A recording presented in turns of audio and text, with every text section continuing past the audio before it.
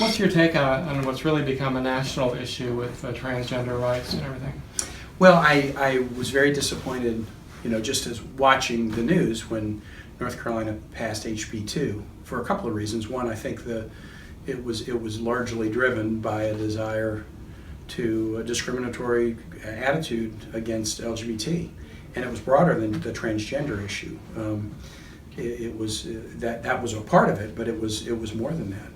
And so I don't like doing things that I think are promoting discrimination, and I thought the bill did, but there was a second thing I didn't like about it. I used to be a mayor.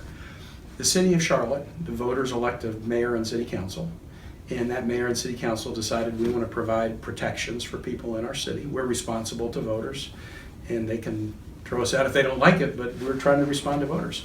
And when the state decides, no, we got to crack down and make sure that cities can't respond to their voters, they can't do things like that, I don't like that. That's not the way you ought to treat your cities. And so I had a double reaction of one, it was discriminatory, and second, it was a heavy-handed attempt to thwart the will of local voters who have the right to elect their city council and mayor and be the kind of city that they want to be. Well, I wouldn't presume to tell anybody on the GOP side the attitude that they should take, what they should do about their candidate. They put Donald Trump in place in Cleveland, nominated him to be the candidate. I think they knew who he was when they did.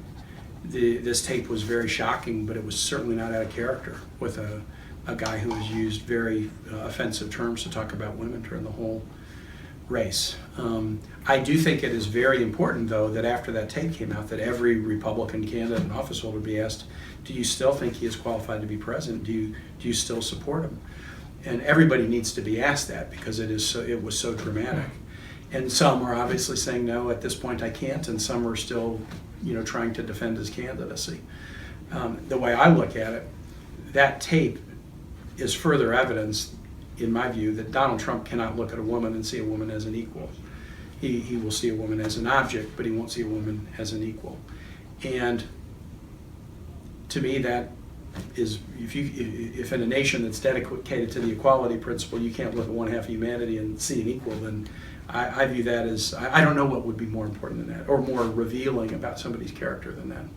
I'd rather not characterize my reaction. I think the issue is his reaction, and what do voters think about it? What do North Carolinians think that it is acceptable to excuse that? I mean, this was the main point I was trying to drive in my debate last week, which is how can you defend these statements and these actions? And that was a question I was asking to Governor Pence, but it was also a broader rhetorical question that I was asking to pretty much anybody who is in elective office these days. Do you really think this is the kind of character that is suitable to be in this elevated position, probably the highest position in the world? I don't think it is. I think it's way beyond the pale, and especially if you add to it negative comments about immigrants, horrible stereotypes and prejudicial statements about Mexican Americans, perpetrating a bigoted lie that President Obama is not a U.S. citizen, suggesting that Muslim Americans should be treated as somehow second class, and we're a nation that is supposed to honor everybody's choice of how they worship or not worship. So there's a whole series of things this fits into it, and I think that they reveal a very divisive person whose views are quite out of step with the equality principle that since Jefferson has really been the North Star that we've tried to steer by. Those emails are real, are authentic, and secondly, what should the American people take from those?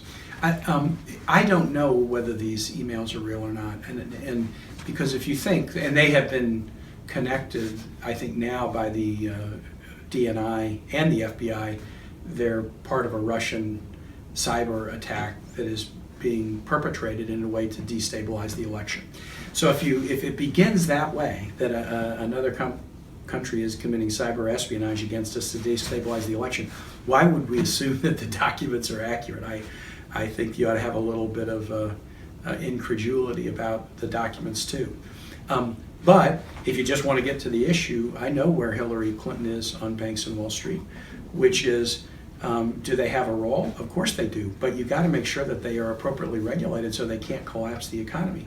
Hillary and I are strong supporters of the Dodd-Frank regulations of Wall Street that we put in place to make sure that Wall Street doesn't wreck Main Street.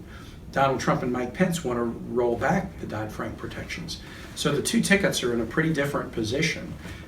We want to make sure that Wall Street is appropriately regulated. They want to unleash Wall Street again. I don't know why, but on policy, Hillary's position is really clear. There's, no evidence of significant rigging of elections. When they say that, I always think they're directly slapping the voters in the face, and they're slapping local registrars in the face when they say that.